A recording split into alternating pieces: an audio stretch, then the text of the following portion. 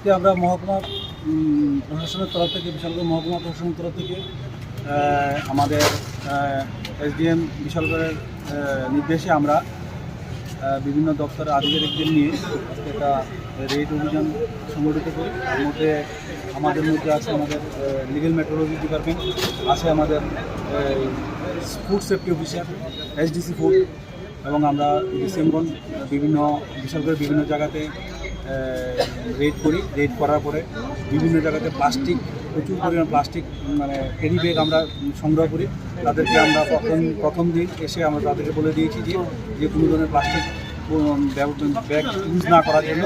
Accordingly maximum যেগুলো পেয়েছি আমরা, যে দোকানগুলো আমাদের পেয়েছি সবগুলো আমরা রিকভারি করে নিয়েছি এবং তাদেরকে বলে এসেছি যে নেক্সট টাইম যাতে তারা কেউ কোনো ধরনের প্লাস্টিক ক্যারি ব্যাগ ইউজ না করেন।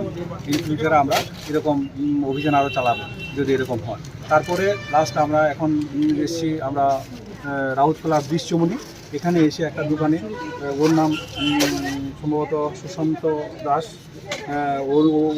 ওর দোকানে এসে আমরা দেখলাম যে বিভিন্ন রকমের যত ধরনের গুড আইটেম আছে, খাবার হতে আরম্ভ করে যা আছে সবগুলোই মেয়াদ উত্তীর্ণ জিনিস, এবং সেই অনুসারে আমরা বেশ কিছু কালেকশন করে নিয়েছি। তারপরে বাকি সব দেখে তার থেকে আমরা ওনার থেকে দেখলাম, আমরা জিজ্ঞেস করলাম যে ওরা বিএমসি ট্রেড লাইসেন্স আছে কিনা, কিন্তু পরবর্তী সময় ও কোনো কাগজপত্র দেখাতে পারেনি। কিন্তু যা আছে সবগুলো মেয়াদ উত্তীর্ণ, এবং 2018, 2019 এইসব মাল যেগুলো অলরেডি এক্সপায়ার 2-3 বছর হয়ে গেছে, এগুলো করে রেখেছি। আমরা সবগুলো সিজ করেছি এবং সঙ্গে সঙ্গে আমরা এই দোকান বন্ধ করার জন্য আমরা অথরিটির সঙ্গে কথা বলে এগুলো বন্ধ করার জন্য নির্দেশ দিয়েছি যে এগুলো এখন বন্ধ করে আমরা স্যার, বিশালগড়ের যে ফাস্ট ফুডের দোকানগুলি রয়েছে সেখানে অস্বাস্থ্যকর খাবার বিক্রি করা হচ্ছে একটা অভিযোগ।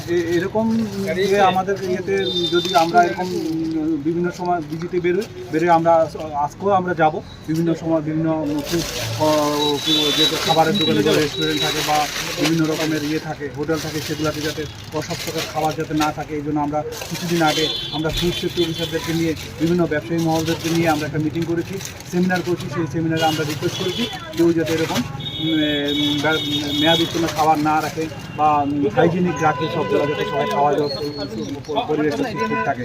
তো এখন আমরা এরকম আমরা আবার চালু রাখবো, যাতে আমরা ভবিষ্যতে যাতে মানুষ সুস্বাস্থ্য কথা চিন্তা করে আর যাতে এটা সুন্দর করে আমরা এটা করতে পারি।